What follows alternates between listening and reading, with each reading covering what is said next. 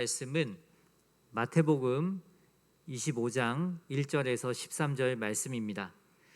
마태복음 25장 1절에서 13절 말씀입니다.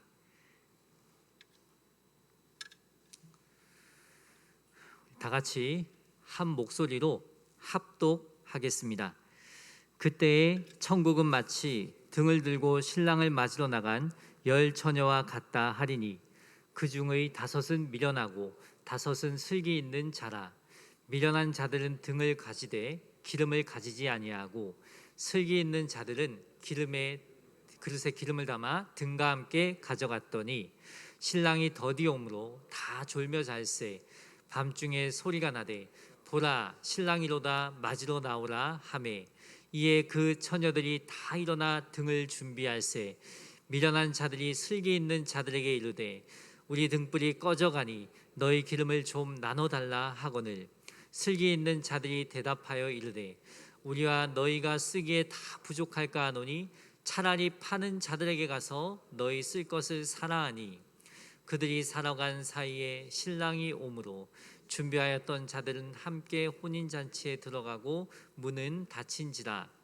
그 후에 남은 처녀들이 와서 이르되 주여 주여 우리에게 열어주소서. 대답하여 이르되 진실로 너희에게 이르노니 내가 너희를 알지 못하노라 하였느니라.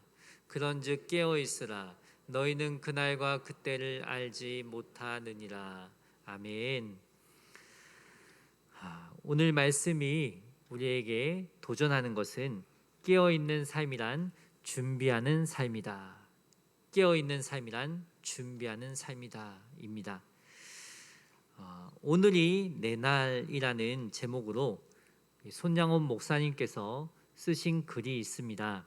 오늘 말씀과 잘 연결되는 것 같아서 제가 읽어드리도록 하겠습니다. 인생은 과거 잘한 것에 교만해지기 쉽고 실패에 낙심기 쉬우며 미래로 미루다 일평생 속아 산다. 오늘만이 내 날이요 주님 만날 준비 생활도 오늘뿐이다. 어디서 무엇 가지고 무엇 하다가 주님 만날 것인가. 범죄치 말라. 기도 성경 읽기 등한히 하고 책임을 게을리하다가 주님 만날까 두렵다. 오늘에 만족하게 살고 준비하라. 어둠 밤 되기 전에 준비하라. 이 글의 내용의 의미는 오늘만이 내 날이 아니라는 것입니다. 우리 인생이 내일 어떻게 될지 누가 알 수 있겠습니까? 그래서 오늘 해야 할 일을 내일로 미뤄서는 안 됩니다. 우리가 교회에서 예배 드리는 것도 오늘이 마지막이라는 마음으로 예배를 잘 드려야 합니다.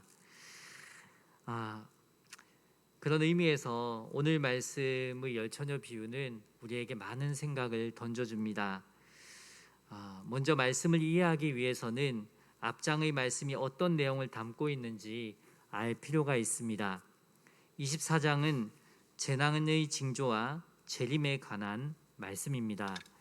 다 살펴볼 수는 없고 핵심이 되는 구절을 살펴보겠습니다. 24장 말씀은 집에 가셔서 꼭 한번 읽어주시기 바랍니다. 마태복음 24장 42절입니다. 그러므로 깨어 있으라. 함께 읽어볼까요? 그러므로 깨어 있으라. 어느 날에 너희 주가 임할는지 너희가 알지 못함이니라. 다시 오실 주님을 깨어 맞이할 준비가 우리에게 있어야 한다는 교훈입니다. 그 다음 44절 말씀을 함께 읽어보겠습니다. 이러므로 너희도 준비하고 있으라. 생각하지 않은 때에 인자가 오리라. 생각지도 않은 때에 인자가 온다는 말씀입니다. 그러니 깨어 있으라. 준비하라.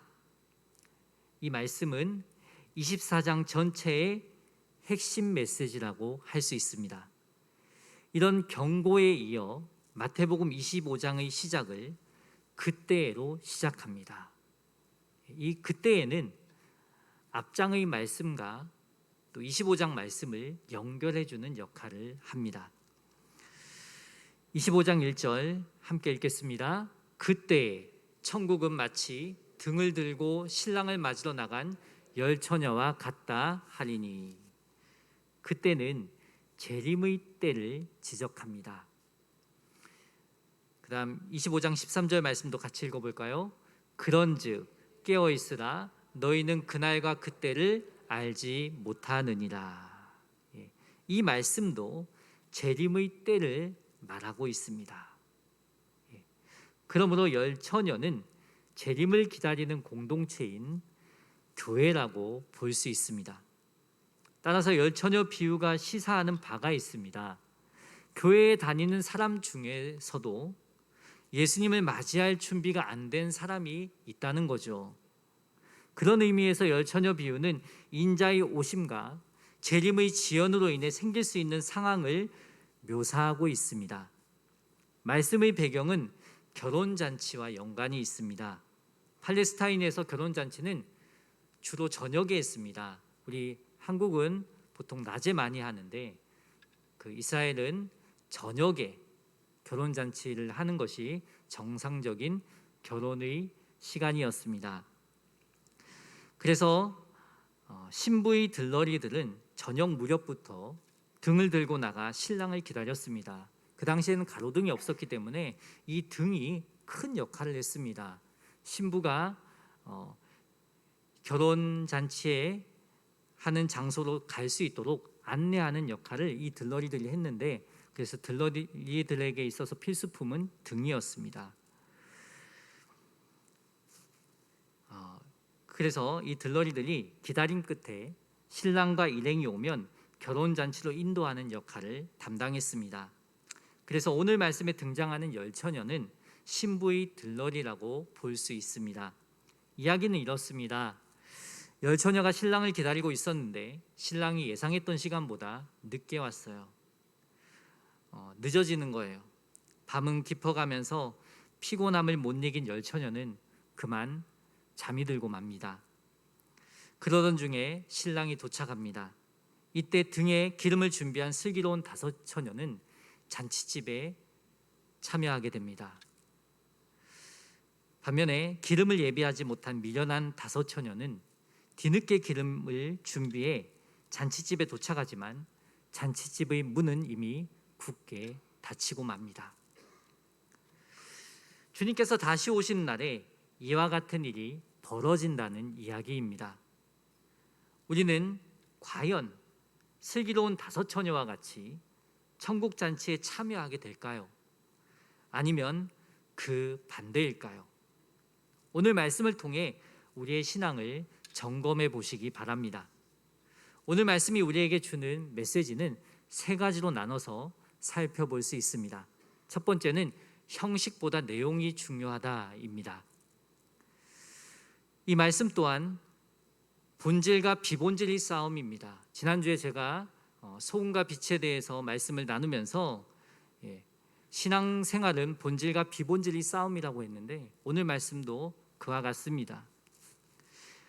오늘 말씀의 열 처녀는 두 종류로 나눠집니다. 다섯은 미련한 자들, 다섯은 슬기로운 자들입니다. 1절에서 4절 말씀 우리 함께 읽어보겠습니다. 그때 천국은 마치 등을 들고 신랑을 맞으러 나간 열 처녀와 같다 하리니 그 중의 다섯은 미련하고 다섯은 슬기 있는 자라. 미련한 자들은 등을 가지되 기름을 가지지 아니하고 슬기 있는 자들은 그릇에 기름을 담아 등과 함께 가져갔더니. 말씀에서 미련한 다섯 처녀는 등을 가지되 기름을 가지지 않았고 슬기로운 다섯 처녀는 등과 함께 기름을 준비했습니다. 여기서 등은 외적으로 보여지는 것, 형식을 말합니다. 열 처녀 모두 등을 가지고 있는 모습은 똑같습니다. 저 여러분도 외적으로 교회에 다니는 모습은 똑같습니다. 똑같이 예배드리고 헌금하고 찬양하는 모습이 우리 교회 다니는 분들에겐 다 있습니다. 하지만 기름을 준비한 사람이 있고 준비하지 않은 사람이 있다는 거죠. 그런 의미에서 기름은 내적인 것, 내용을 말합니다. 우리 눈에는 보여지지 않는 부분을 말합니다. 이 기름이 있고 없음으로 말미암아 미련함과 슬기로움으로 슬기로움이 구분됩니다. 재밌는 것은 지난 시간에 맛있는 소금에 대한 말씀을 나눴는데요. 여기서 맛을 일단은 미련함, 어리석음과 같은 원어가 쓰여집니다. 헬라어를 보면 같은 원어가 쓰여져요. 같은 단어가 쓰여져요. 즉 미련함이란 맛있는 소금, 기름 없는 등을 말합니다. 겉보기에는 소금이고 등이지만 내용이 없다는 것입니다. 그것이 성경이 말하는 미련함입니다. 저 여러분도 이 자리에서 하나님을 예배하기 위해 모였습니다. 다 같이 신랑 되신 예수님을 기다리는 성도들입니다. 그런데 겉은 성도이지만 내용이 준비되어 있지 않다면 문제는 심각합니다. 기름은 내적인 것이라 했는데 정확히 무엇을 말하는 것일까요? 살아있는 믿음을 말하는 것입니다. 살아있는 믿음이란 열매 맺는 믿음입니다. 우리의 믿음이 살아있는 믿음, 열매 맺는 믿음이 되려면 예수님과의 관계를 잘 맺어가야 합니다. 요한복음 15장에 포도나무 비유가 나옵니다. 요한복음 15장 4절 함께 읽겠습니다. 내 안에 거하라, 나도 너희 안에 거하리라. 가지가 포도나무에 붙어 있지 아니하면 스스로 열매를 맺을 수 없음 같이 너희도 내 안에 있지 아니하면 그러하리라. 예수님은 포도나무, 우리는 가지입니다. 포도나무이신 예수님께 붙어 있을 때 열매 맺는 가지가 됩니다. 그런데 포도나무 가지가 나무와 분리되면 어떻게 될까요? 그냥 마른 막대기에 불과합니다. 특히 포도나무는 그 포도 열매를 맺는 것 외에 다른 용도로 쓰기에는 썩 그렇게 좋은 재료가 못 된다고 합니다. 그래서 그냥 나무에서 꺾인 가지는 그냥 버릴 뿐입니다. 마찬가지로 우리의 믿음이 예수님과의 관계 속에서 형성되는 믿음이 되어야지 예수님과 따로 분리된 믿음이라면 죽은 믿음입니다. 예수님께 붙어있는 믿음만이 살아있는 믿음입니다. 우리는 그 믿음으로 살아갈 때에 예수님이 오시는 그날 기쁨으로 주님을 맞이할 수 있습니다. 그것이 성도로서 준비해야 될 내용입니다. 요한복음 15장 6절에는 이렇게 말합니다. 나는 포도나무요 너희는 가지라. 그가 내 안에 내가 그 안에 거하면 사람이 열매를 많이 맺나니 나를 떠나선 너희가 아무것도 할 수 없습니다. 우린 주님을 떠나서는 아무것도 할 수 없는 존재들입니다. 그래서 우리의 믿음은 예수님과의 관계 속에서 참 믿음인지 거짓 믿음인지 산 믿음인지 죽은 믿음인지 드러납니다. 이것이 우리가 열처녀 비유에서 보는 것입니다. 등불은 기름이 없으면 불을 켤 수가 없습니다. 포도나무 가지가 나무에 붙어 있지 않으면 열매를 결실하지 못합니다. 열매는 나무로부터 나오는 것입니다. 등불은 기름으로부터 연료를 공급받아서 불을 밝히는 것입니다. 이것이 성경의 일관된 가르침입니다. 그래서 내용이 중요합니다.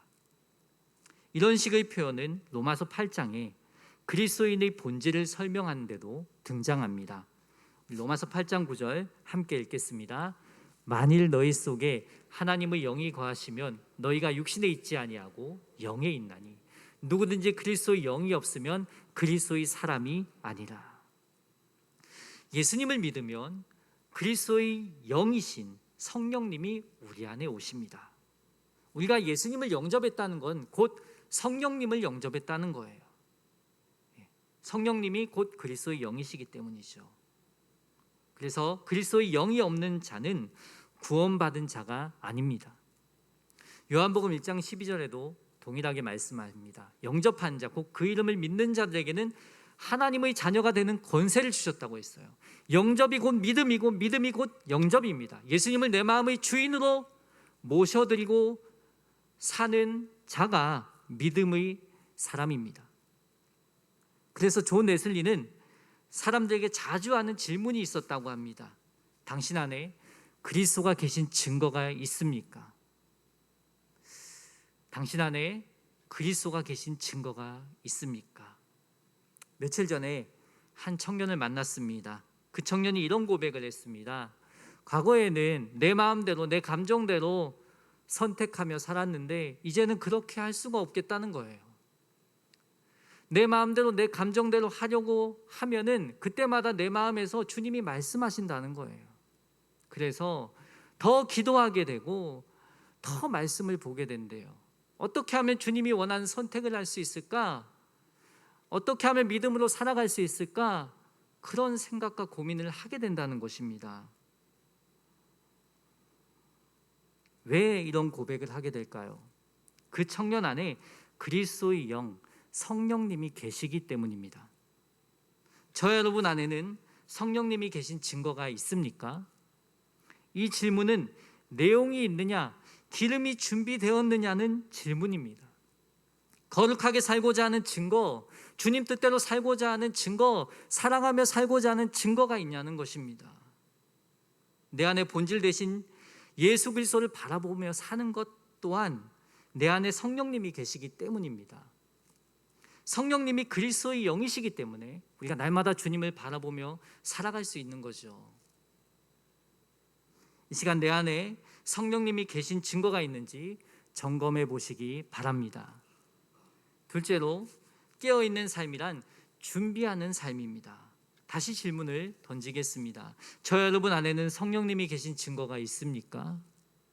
내 안에 성령님이 계신 증거가 있다면 기름을 준비한 삶을 사는 것이 마땅합니다. 이 준비를 하고 사는 삶이 깨어있는 삶입니다. 아무리 보여지는 것, 형식이 그럴듯해도 내용이 없으면 소용이 없습니다. 형식이 내용을 대신할 수 없습니다. 왜냐하면 예수님은 우리 내용을 보시는 분이시기 때문입니다. 오늘 새벽에 큐티 말씀을 보는데 오늘 새벽 말씀이 겉과 속이 다른 이스라엘 백성에 대해 말씀하고 있습니다. 표리부동한 백성이다. 겉으로는 하나님이 택한 이스라엘, 하나님의 백성이지만 속은 불의, 악독, 거짓으로 가득하다는 거예요. 2000년 전에 예수님이 이 땅에 오셨을 때 신앙적으로 인정받는 부류가 바리새인들이었습니다. 하지만 예수님이 보시기에는 아니었어요. 겉과 속이 달랐기 때문입니다. 속은 불의, 악독, 거짓, 음란이 가득한데 겉으로는 하나님을 잘 섬기는 척 했다는 거예요. 그래서 사람들이 보여지는 곳에서 큰 소리로 기도하고 금식한 거 티내고 마음은 전혀 그렇지 않으면서, 하지만 주님은 무엇을 보십니까? 우리의 중심을 보십니다. 우리의 내용을 보십니다. 이 내용만 있으면 주님 맞을 기본적인 준비가 된 것입니다. 그래서 우리는 나의 믿음이 참 믿음인가? 내 안에 그리스도가 계신 증거인가? 증거가 있는가? 날마다 하나님 앞에서 묻고 점검할 필요가 있습니다. 오늘 말씀 5절 말씀 함께 읽겠습니다. 신랑이 더디옴으로 다 졸며 잘세. 신랑이 더디온다는 것은 단순한 더딤이 아닙니다. 신랑 대신 예수님께서 오래 참으시며 기다리신다는 의미입니다. 예수님께서 오래 참으신 이유가 무엇일까요? 베드로후서 3장 9절 함께 읽도록 하겠습니다. 주의 약속은 어떤 이들이 더디다고 생각하는 것 같이 더딘 것이 아니라 오직 주님께서는 너희를 대하여 오래 참으사 아무도 멸망하지 아니하고 다 회개하기에 이르기를 원하시느니라. 오래 참으시는 이유는 한 영혼이라도 더 회개하고 주님께로 돌아오기를 원하시기 때문입니다. 예수님은 지금이라도 당장 오실 수 있습니다. 하지만 영혼 구원을 위해 더디게 오시는 것입니다. 따라서 신랑이 더디어 오는 것은 신랑 잘못이 아닙니다. 그 당시 결혼 풍습에는 신랑 오는 시간을 아무도 알 수 없었어요. 그냥 신랑이 가자 하면 가는 거예요. 그리고 신랑이 도착하는 시간을 누가 알겠습니까? 따라서 신랑이 더디 오는 것은 신랑 잘못이라 할 수 없습니다. 초저녁에 올지 한밤중에 올지 아무도 몰랐습니다.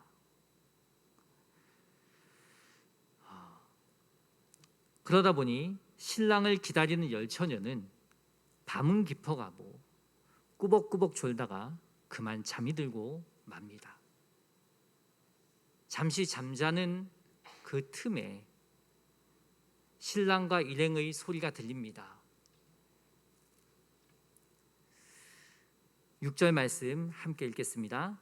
밤중에 소리가 나되 보라 신랑이로다 맞으러 나오라 하매. 이 목소리는 분명 기쁨의 소리였을 것입니다. 이 소리에 처녀들은 다 일어나 등을 준비합니다. 형식적인 것은 다 준비했다는 거죠. 하지만 무엇이 중요합니까? 내용이 중요합니다. 내 안에 그리스도의 영이신 성령님이 계신가? 그 성령님 안에서 포도나무에 붙어있는 가지처럼 열매 맺는 삶을 살고 있는가? 내가 예수님을 믿는 성도라면 내 안에 성령님이 계신 증거가 뚜렷하게 있어야 합니다. 그 내용이 준비된 상태에서 우리가 지속적으로 구할 것이 있습니다. 그것은 성령 충만입니다. 성령님께서 내 안에 충만하게 역사할 때 깨어있는 삶을 살게 됩니다. 주님 오심을 맞이할 준비를 하게 됩니다. 결국 성령 충만을 구하는 것도 주님과의 관계를 친밀히 맺어나가기 위해 구하는 것입니다. 지속적으로 본질 되신 예수님을 바라보고 소금과 빛의 삶을 살기 위해서 성령 충만을 구하는 것입니다. 에베소서 5장 18절에서 21절에 성령 충만한 삶에 대해 말씀하고 있습니다. 이 말씀도 좀 길지만 함께 읽도록 하겠습니다. 술 취하지 말라. 이는 방탕한 것이니 오직 성령으로 충만함을 받으라.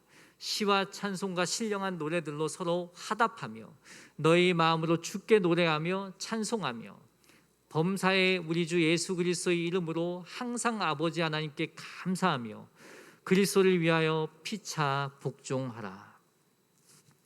성령 충만함을 받으라.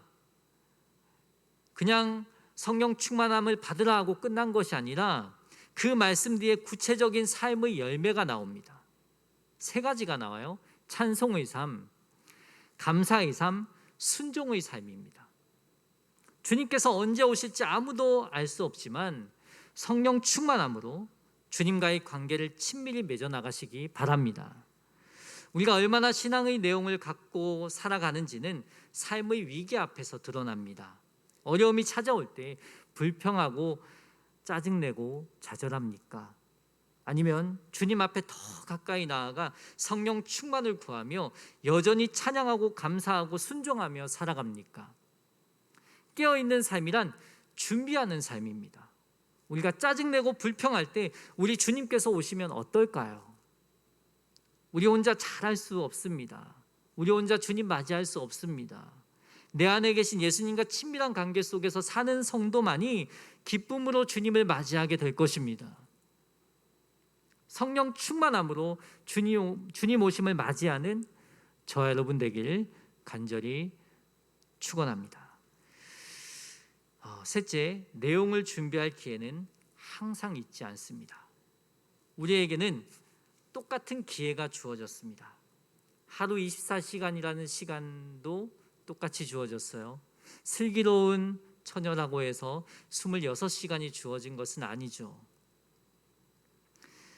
신랑이 온다는 소리에 미련한 처녀들과 슬기로운 처녀들은 등을 들고 나갑니다. 하지만 미련한 처녀들은 불을 밝힐 수가 없었어요. 기름을 준비하지 않았기 때문입니다. 내용을 준비하지 않았기 때문입니다. 미리미리 기회 있을 때 준비해야 하는데 닥쳐서 준비하려고 하니까 안 되는 것입니다. 시험 준비도 평소에 준비하는 학생보다 벼락치기 하는 학생이 많습니다.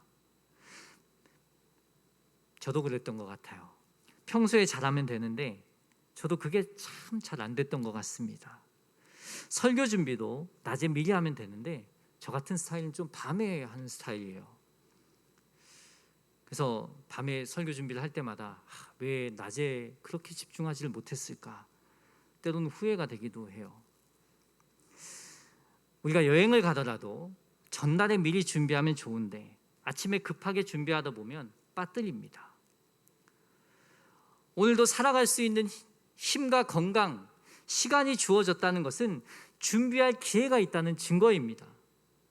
대학 청년들은 한국과 같은 방학을 보내고 있습니다.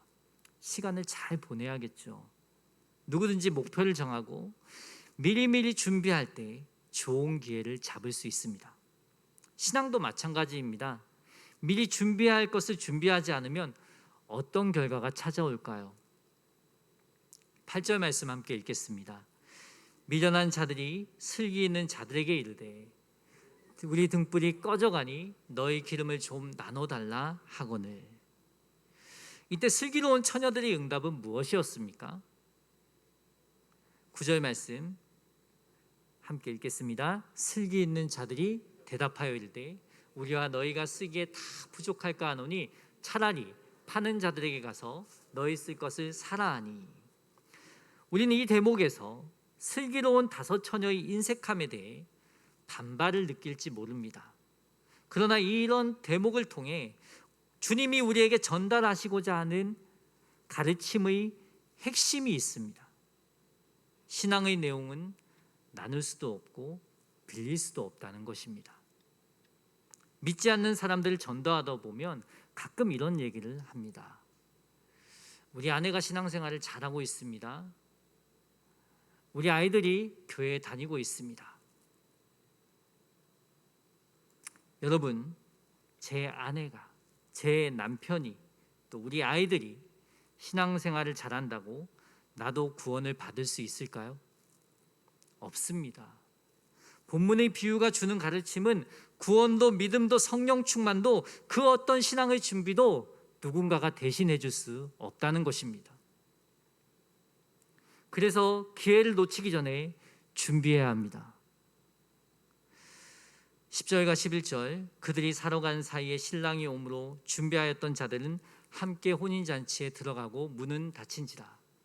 그 후에 남은 처녀들이 와서 이르되 주여 주여 우리에게 열어주소서. 미련한 처녀들은 밖에서 문을 두드리며 열어달라고 합니다. 그런데 안에서 들리는 음성이 무엇이었습니까? 12절 대답하여 이르되 진실로 너희에게 이르노니 내가 너희를 알지 못하노라 하였느니라. 왜 알지 못한다고 하셨을까요?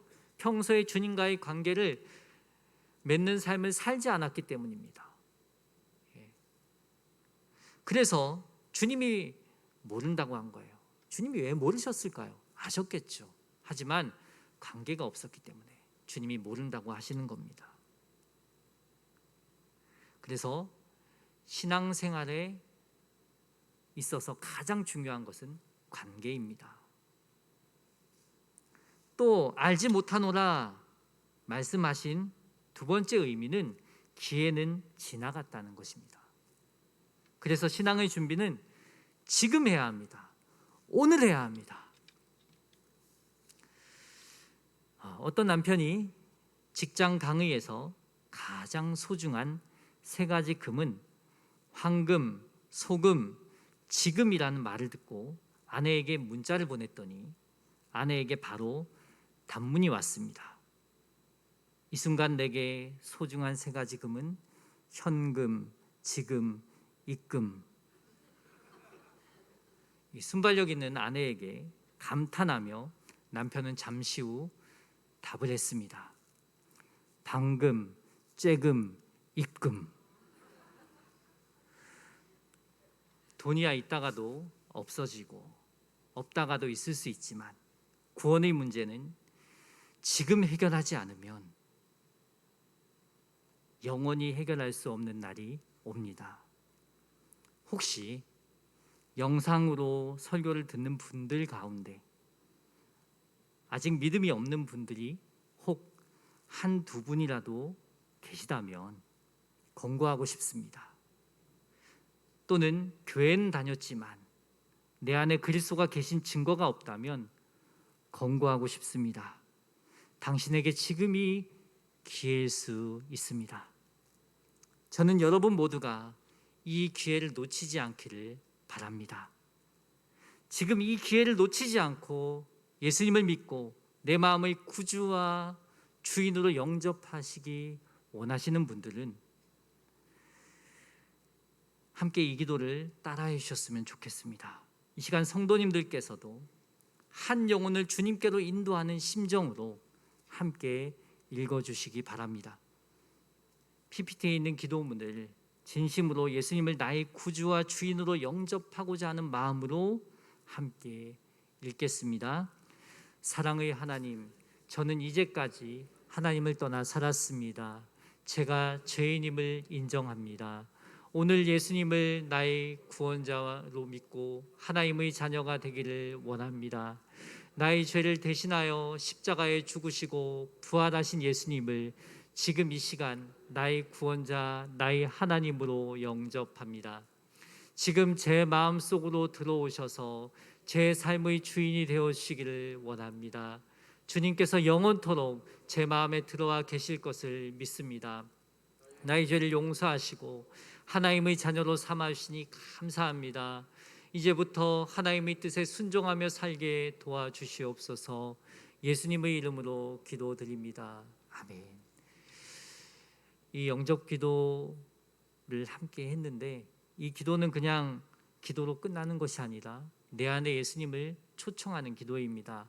내 안에, 내 마음에, 내 중심에 예수님을 주인으로 모셔드렸다는 것은 삶의 변화를 동반합니다.